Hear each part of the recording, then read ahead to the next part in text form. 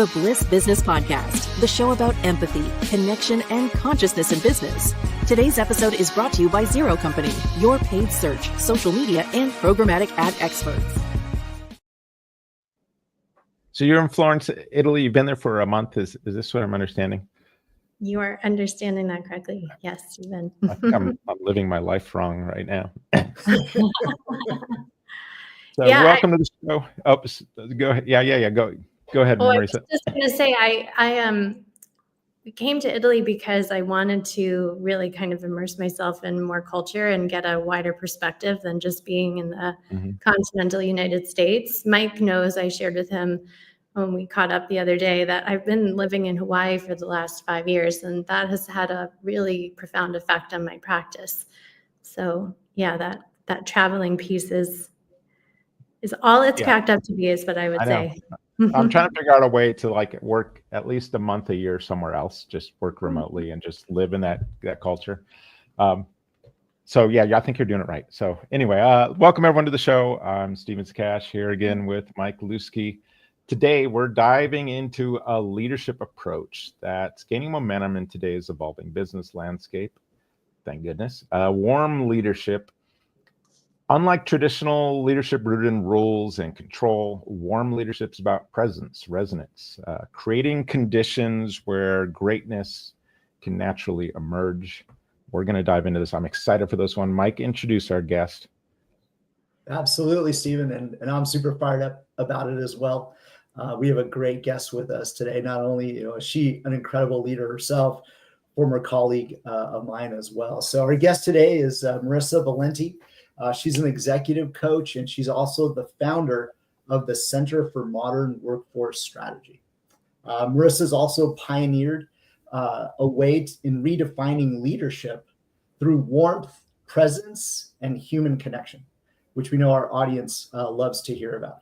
She helps executives and teams merge strength with care, moving beyond just the rigid structures that exist in leadership styles of the past, let's say, and then essentially empowering, inspiring, and amplifying a person's highest potential. So Marisa, we're so excited to have you on the show today. Welcome to the show.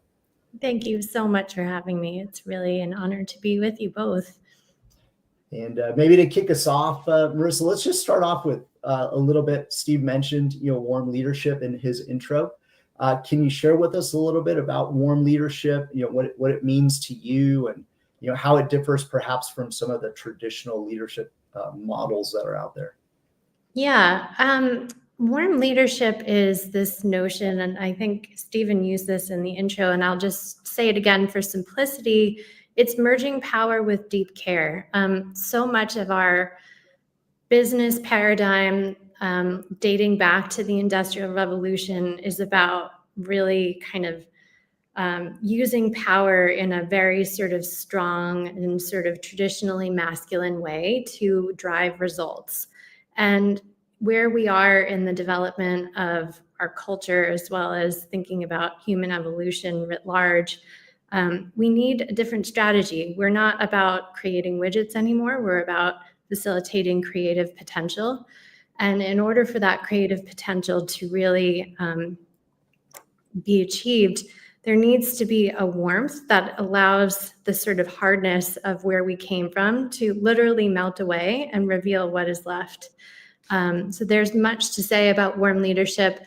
We can spend a lot of time defining it with language, but what I really like to do, and where we have a lot of success in our practice with our clients and with firms that work with us, is really thinking about how they would experience warm leadership. Where have they experienced that in their life first, and then at work? And what does that mean to them? And then how do they, very uniquely using their own gifts and interests, apply that within the spheres that they have the ability to influence?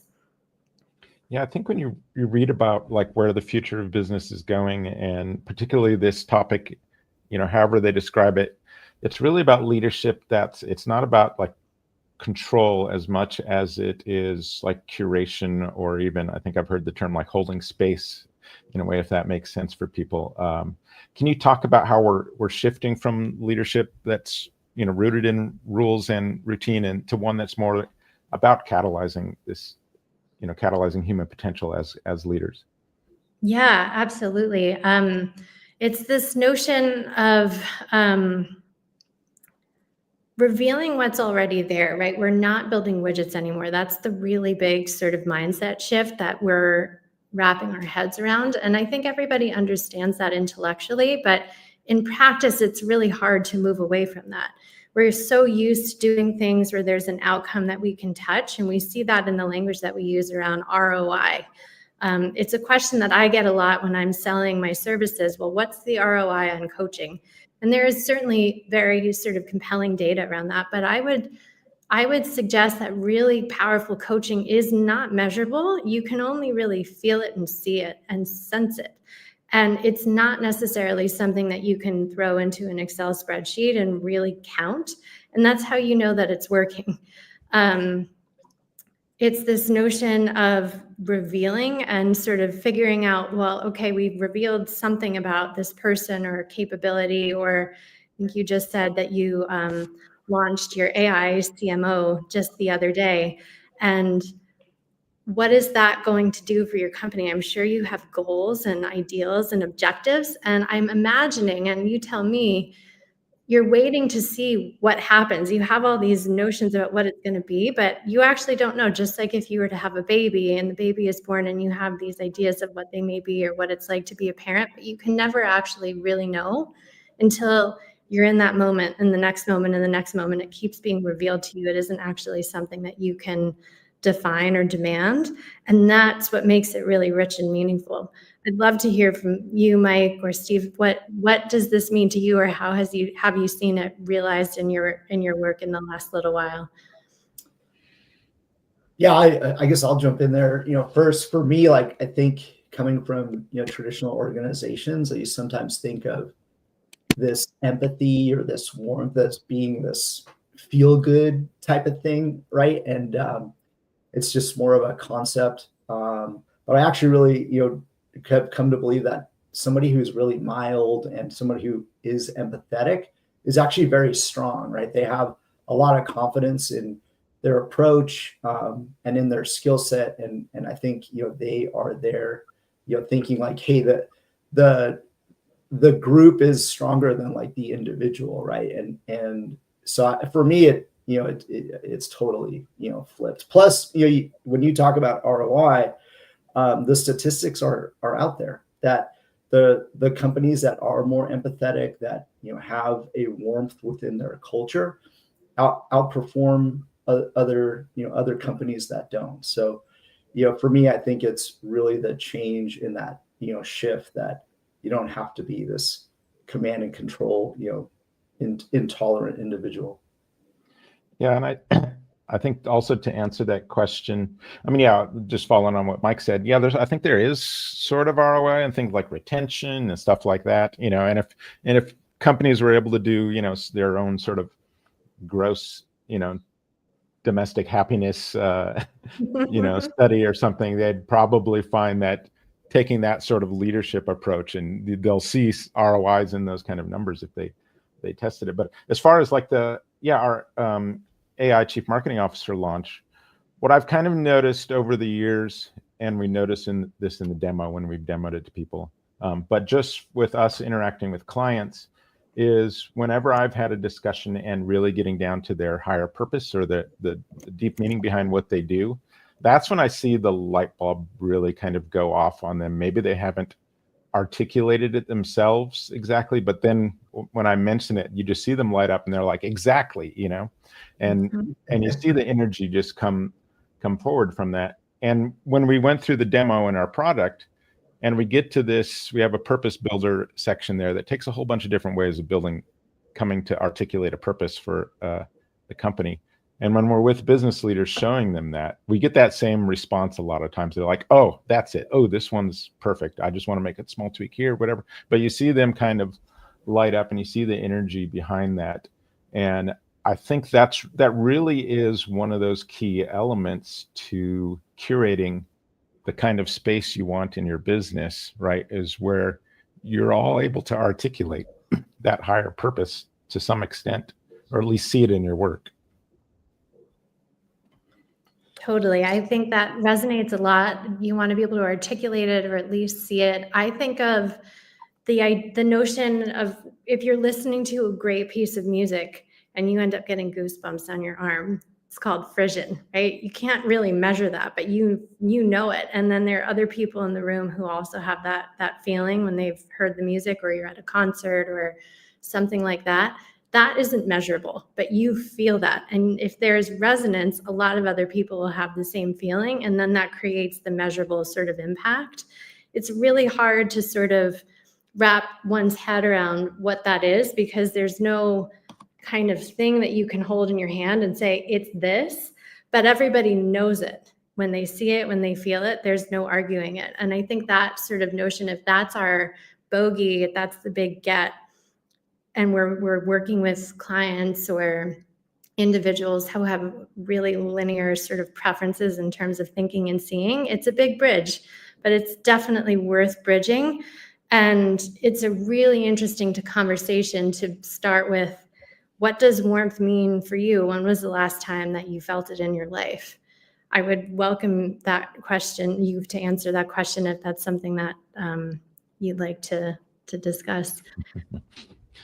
I think for us too, I feel it almost every day when we're in some kind of meeting at our work. We really do take time to connect with each other, and we have these just different little rituals that really are about gratitude and things like that, to where I'm lucky enough I get to get up every morning and experience that while going to work. And I know that's not the case for so many people out there. And that's, to me, is what kind of the real tragedy is when we look at some of these statistics on just how disconnected people are from what they're spending 40, 50 hours a week doing with their lives. It's really kind of, it's like, I just keep saying the word tragic. It's very sad at times. But Marisa, I know people are familiar with this idea of kind of soft power, which, leading through influence, rather than force. But can you distinguish warm leadership as something beyond that? What's the key difference when we're talking about warm leadership? Yeah, so I define it along a couple of different dimensions. Soft power, I think of as more of an attractive force, whereas warm leadership is about immersion. It's that notion of, like, if you have been out in the cold and then you run your hands under warm water, there's this defrosting experience and this calming experience that you have. Soft power is about persuasion. Typically, it's a counterforce to something that has been more aggressive, where warm leadership is more about resonance. Back to that point about immersion, it's this idea that you are going to emit sort of a frequency that's going to bring forward other people or experiences or circumstances that just innately resonate with other people who are kind of already in that space. Soft power tends to be sort of strategic and has a bit of an agenda, whereas warm leadership is intended to magnetize, right back to that notion of resonance. I may be playing a piece of music that I love and it doesn't resonate for you. Maybe I like to listen to rap music and you prefer classical, and that's completely fine. We have different tastes. We shouldn't necessarily be in the same listening space in that case, and let's honor our differences. Warm leadership really allows the space for those differences rather than demanding that you need to be one way. Soft power, just in any sort of traditional kind of leadership paradigm, is operating at a distance and it's intended to control. Warm leadership is something that happens up close. I think of it as sort of a teacher that was very generous in maybe a lower school sort of circumstance, that is going to sit there next to her or his students and wait for them to figure out how to articulate the words or draw the picture that's going to express what the assignment has asked, and is patient and is caring and doesn't demand, but just rather kind of facilitates the environment that lets the thing emerge when it's ready. So it's really different from that notion of operating from a distance, holding sort of a carrot and then sort of cracking a whip. It doesn't mean that it's not for adults. It's just a really different sort of environmental sort of practice that is intended to create different results, perhaps on a different time period, but that could also mean it's faster. It's really situation and person and group specific, and that's the beauty of it. I really like the comparison there, to music, Marisa, because it sounds like, great leadership, for example, could be like music in a sense, right? That it's about resonance. A certain music, brings a certain kind of energy. There's certain sort of timing with all of it, and then it even sort of creates like this presence around. And then, going to your other point about it's more about curation than control. It kind of almost, I had the thought of, in the case of, it's almost like gardening in the sense where you're creating the right environment versus factory work, right? Where you don't just like build great teams with this sort of assembly line mentality. It's, like a garden, to get something really beautiful out of it. It's all about the right conditions. So I'm sort of curious now, Marisa, your thoughts around, how this is going to play out in, say, the modern, workplaces. What are you seeing from the organizations that you're working with, or even, organizations out there? How is this starting to play out, and how does it apply to leadership and in business? It's a really good question, and thank you for bringing it up. It applies differently in every scenario, and I think every individual, but certainly every organization, is in a different place with this. And modern workforce strategy really prides itself on meeting the people that we work with exactly where they are. It's part of the warm leadership paradigm to not impose judgment or to have a certain timeline on a company's sort of evolution and consciousness and leadership strategy. So it really, really differs quite dramatically. The idea that you're going to lose control by being warm is a really big theme that we see across a lot of organizations that have had, candidly, a great deal of success with a more command and control sort of environment. And I think that is totally reasonable. And the command and control sort of paradigm that we developed out of the Industrial Revolution served us incredibly well. And there's really good reasons that all of the leadership practices and strategies that evolved over that arc of time, why they existed, why did they come into presence, why did they endure for as long as they did? Because they worked. And we should be thoughtful about getting rid of those things too quickly. And at the same time, we should continue to evaluate the things that we are doing that are old and ask ourselves really hard questions about, well, why? And is it still relevant? Are these the reasons that still make sense today if they made sense yesterday, or perhaps a decade ago, or perhaps 100 years ago? And what is it that I'm really trying to accomplish? And what does that really require? Just like we were saying about raising children, if we have more than one child, we also know that each child needs something a little bit different, and that may be like a different sort of arc over the course of their lifetime, and they're sort of growing up in your home. And it also may mean they need something different today because they had a hard day at school, and tomorrow they have a really big soccer game, and that requires different kind of care. So we need to also think about how we're applying sort of changes in mindset and leadership circumstantially as we are evolving an arc or a practice that we're implementing at an organization versus what a team or an individual may need kind of on a more micro time frame. Does that make sense? Oh yeah, I think it totally makes sense. Feels like you also hacked our family camera, because I feel like that's totally true. It's like exactly what we go through. Well, I mean, No, we've talked about this a lot on just how, consciousness is evolving, and over the centuries, business has sort of mirrored where consciousness was at. And consciousness now, it is evolving beyond that command and control, that, the Industrial Revolution kind of business model. And younger generations are coming into the workforce looking for something a little different.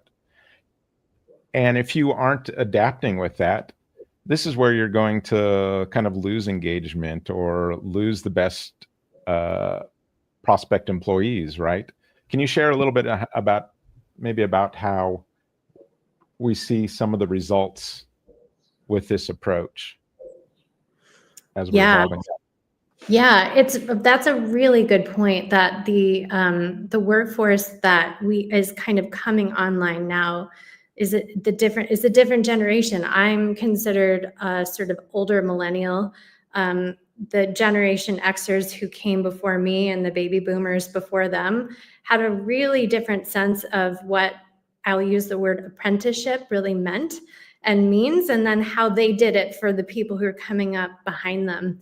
And the kind of most current workforce generation entering are really resistant to this sort of command and control concept of leadership. They really are allergic to it. And at the same time, they're very hungry to be apprenticed, and they want to learn and they want to be resourced. I would argue perhaps even more powerfully than millennials or Gen Xers had any expectation of. Those folks tended to believe that they would just learn by sitting in the chair for as many hours a day as they could stand and just learn by osmosis. And, beat downs were sort of expected on some level, and you just kept your mouth shut and kept going. This generation of the workforce has no tolerance for that, but they are incredibly hungry to learn and to be developed. And what they really, I think, are asking for, without necessarily having the really developed sort of language or articulation for, is this idea of being autodidactic in how they learn, and to be facilitated in how they apply their sort of self-learning on their own time and using their own real life experiences to integrate into their work, and then to be appreciated in a way that perhaps a producer in a music studio might take an artist's raw input about maybe a breakup that they just had, and how do you turn that into beautiful lyrics and then put harmonies and bass and chorus behind all of that. It's a really different thing altogether. It's a totally different animal. I think the more mature generations are a little bit curious, maybe to put it generously, about how they're supposed to do that. And yet we're all being stretched, because it's such an interesting invitation, and it's quite universal. I see it across the world. I have clients globally of all different ages and stages in life. And these young folks are incredibly interested in self-awareness, and they're doing a lot of self-development work at a very early age. And they really expect for that to be given major brownie points, and for us as their sort of leaders and mentors to figure out what to do with that. So yeah, it's a really interesting question. I don't have a great answer for you. It's I would start with, like, leaders. If the younger generations really were going to be in self-aware leaders, you really need to be self-aware yourself. You need to start with that, because otherwise they're just going to be looking at you like, okay, this person's got this, and this issue, and I'm just getting more disengaged by the second. We've got an audience question here. Let's throw that up here. Marisa, if you could redesign corporate leadership training from the ground up, what's one key element you'd make non-negotiable? That's a great question. It's a really good question, and thank you to the audience member who invited that. I would say, to redesign corporate leadership from the ground up, it's not a one-size-fits-all. That would be the non-negotiable. That we have to be incredibly flexible about how we think about this. It's really easy and sexy to think about, there's a silver bullet here, and if we all just do this, it'll be fixed. That is the thing that derails us, is that it's not that simple. But Stephen, to kind of double click on the point that you just made about self-awareness, I think that's what it would be. Let's give everybody the opportunity. I wouldn't actually put it as a non-negotiable, to reference the language in this audience member's I love the juxtaposition here of what's the one thing that would be non-negotiable, and you're like, well, flexibility, which is kind of the opposite of that to begin with, which is, I mean, that's a perfect answer, but yeah. Yeah, we can't force, unfortunately. It's so lovely to think we can just have it exactly one way for everybody, but that's the thing we're trying to fix. Yeah, there was one part that I think we were starting to allude to in your earlier response, but I also feel like organizations today fear mistakes, right? And it's almost the opposite, right? Then they're, in a way, they're stumping their growth. Like we come from industries, right, Marisa, where you had to take risk in order to be able for growth to be there. And it almost seems like, the goal then isn't about preventing risk, but really it's about building the team's capability to either recover from it or be able to take advantage of it, right? And I kind of was taking away the sense that maybe this sense of warm leadership seems to follow that kind of philosophy, less about preventing failure and more about really fostering that right environment where people can rise to the occasion. I also feel like with some of the younger generations, it's one of the things that they're looking for more of that. So I'm curious, when you've seen leaders perhaps transition from that command and control or that to curation, what is the response from the employee base? Like what have you seen? Maybe are there some examples? Is it a dramatic shift? What does that kind of look like? It's a really, really good question. What is the employee response to the shift? I would say the most common initial response is skepticism. Like, oh, are they really for real here? Because, like, for example, if I come in and work with a leader who is really sort of very traditional in their style, and we start to sort of untie the shoelaces a little bit, and then it gets a little looser. Their people are like waiting for the next shoe to drop. Like, okay, this is like a performance that they're putting on, and it's all about to, tighten back up and at any moment. And so they're actually a little bit freaked out by it. And so there's this question of like, well, is this going to stay? And then if it is, which I don't really believe, but then what does that mean for me? Because I'm now trying to satisfy almost two masters, and I don't know necessarily, who is ultimately the person who is going to write my review or advocate for me at the end of the year when bonus decisions are being made. And so there's this really, really serious sort of rebuilding of trust that needs to take place when a leader is trying to reinvent themselves. And that's the piece I think that really underpins the success of any organization, is how much trust exists within the culture, and then how many, to use this sort of famous jar metaphor, marbles are you putting in the trust jar every day, and then also how many are getting taken out, and is that balance something that people are sort of feeling? And that's really how because it's really easy to tip that jar over, and then you're back to putting the marbles in one by one, and you lose people when that kind of thing happens. Yeah, it's interesting. I found too in some of the work that we do as an agency. So we think about embedding this as well at the core of the organization, and so helping companies really find their purpose. Why are we here? Ends up allowing employees to really realize, okay, this is motivating to me. We're going to align around this purpose.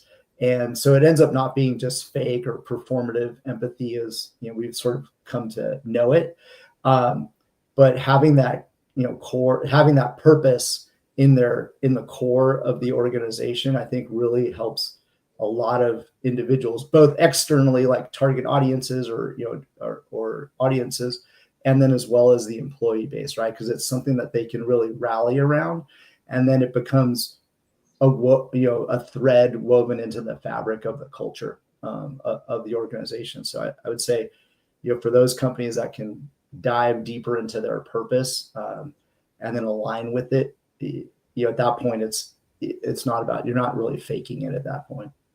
Yeah, that's when it starts. The purpose, we always say that's when the purpose becomes more of the boss, right? Where you're all just kind of, you take the hands off a little bit and you're all focusing on that North Star. Yeah. So you don't have to rely on whether this is, some leadership exercise we're going through, or, some sort of thing we're just going to do for a few weeks. No, this is what you're about, and this is what you're going to be about. And this is what, to the end of time, a lot of companies, this is what they've always been about, and they work around that purpose, and it can align leaders and employees both. Marisa, I want to switch a little bit and talk about, because this is one thing I know that a lot of companies struggle with, and even we're trying to figure it out because it's all a work in progress, is how this kind of warm leadership can be applied in a world where we're not always physically present with our teams, where we're, in that remote and hybrid kind of environment. And this has really been like a trial and error period for a lot of companies over the past few years. And you see them, a lot of companies, I think, kind of getting into that hybrid place, but a lot are going, nope, we're all going back, or, we're all going remote. What are your thoughts about how warm leadership can be applied in that kind of situation? Yeah, it's a really important question in an increasingly digital reality that we live in, including this interaction. I will say, from my perspective, humbly, this feels very warm to me. This conversation feels very warm. I've never had the pleasure of meeting you, Stephen, in person. Mike and I worked together in an office for many, many years, like a decade ago. And yet I still remember his energy, and I feel it exactly the same way as I felt it when I was sitting across the table from him in Newport Beach, California. And so I would say warm leadership is about presence, and it doesn't necessarily need to be in real life presence. Although I will say always in real life is better, no question about it. It's irreplaceable, and yet it is not the only thing that you can do to be present. Warm leadership is about making somebody feel something. And I think generally it's an energy that people bring, and there's some dimension of vulnerability, which is a word that is so overused, and yet overused for a good reason. I would say, for myself at least, the way I try to express it, and I would love to hear how you experience it, is about how much of yourself are you really willing to show? How much of your heart is in what is coming out of your mouth? So much of that can be seen in somebody's facial expression, in their eyes, in how close or far away they are from the screen, although that's a very much like a personal preference and sort of a stylistic choice. But you can sense if somebody's really there and paying attention, or somebody's distracted. And it's just as profound if you're sitting across a table from somebody sharing a coffee and there's a phone on the table, as somebody's sitting in a screen and you can tell that they have something off to the side, they're scrolling, right? It's an energy. You can't necessarily see it or exactly put your finger on why it's there or it's not, but you know it. I would love to hear how you experience it, if you're willing to share. Yeah, now, what comes to mind, the things that I know I realized kind of early on what I missed in, when we were, pandemic time, we had to go full remote and all that. And I'm like, wow, I'm missing those just conversations, where about whatever, nothing business related. And we still do when we're in the office, is we've got a really nice location in the harbor, and we go on walks together sometimes. We'll just take, hey, who wants to go for a walk? And you're just out there connecting, on these walks. And we've had some really great, even very emotional conversations and stuff on these walks around the office building, on the outside. And so when we went to remote, it's like, okay, we're losing some of these very important points of contact, just that I miss personally, right? And so we're trying to figure out ways to do that. And right now, we have all-in days where we can get together. And really, I actually am sometimes intentionally just, hey, I'm not going to sit at my computer and pound. I'm going to use this time, just to connect with people and talk about whatever. But we also have we have coffee breaks where we call them like story time, because that's really what they ended up being, is we're learning about each other and someone's telling a story and we're just all connecting, kind of fascinated with what's going on in this person's life and some aspect of them that we didn't know. And so I really do like value, I think probably more than a lot of leaders, just those points of connection. And those are kind of precious to me, right? Because I know they've had them taken away. How do I get back to those? And so, we really, it's a work in progress, and it's something that I'm like, still feel like, no, we're not quite there, but we're trying, we're getting better at it. And, that's why we're asking a lot of these questions of people on the remote hybrid thing, because everyone's trying to figure it out. And it's just, I feel like we lost a lot, but we gained a lot too, because I can connect with my family and things like that at home. And I know that's so important to everyone, but at the same time, it's just, how do I keep that going at work? And so it's just very, very important to me, and something we put a lot of intention to, and we're continuing to work on, as we go forward. But I don't even remember what your question was, but I don't know if I answered it or not. How you experience presence in the construct of warm leadership. And so it sounds like for you, being really with people, and particularly out of doors and not necessarily with an agenda, is how you most receive and give presence. Did I get that right? I mean, no, I appreciate those times. I'm not going to get into it because I'm going to get emotional. So I mean, I do really appreciate those times with people I work with. Before we wrap up, Marisa, I'd love to ask you the question we ask all of our guests on here, some form of, do you think love belongs in business? Absolutely. It is the foundation of being human. So why do we work except to make love more available to everybody in the world, not just ourselves and not just our family, but to expand it out? So without question, that's an emphatic yes. Awesome. I love it. Marisa, can you tell everyone where they can learn more about what you do, or where they can go to? Absolutely. We have a website, modernworkforcestrategy.com, which is right at the bottom of the screen. We are also on LinkedIn. And to sort of go back to your point about presence, I am not a really big social media gal, and I never really have been. I have a very limited social media presence personally, and I have made the difficult decision to extend that sort of philosophy into my business. I don't do any marketing, actually. I'm all referral based, and that's really for the same reasons that you want to sort of build love into scalable systems, is because that feels more authentic to me than trying and push people into something that they're not drawn to in a really sort of classic way. I'm open to being challenged on that or evolving my philosophy, but we don't have a huge amount of space on the internet, and yet we really cherish connecting with people in these mediums over podcasts and video calls, and also in person and around the world. We're very fortunate to be able to do that, and we hope to be able to touch more lives in the years to come. Well, thank you for joining us today. This was a great conversation. I mean, I love this so much. Your insights, I think, are invaluable, and we need more people to do business with you, please. This is the kind of work that needs to be done.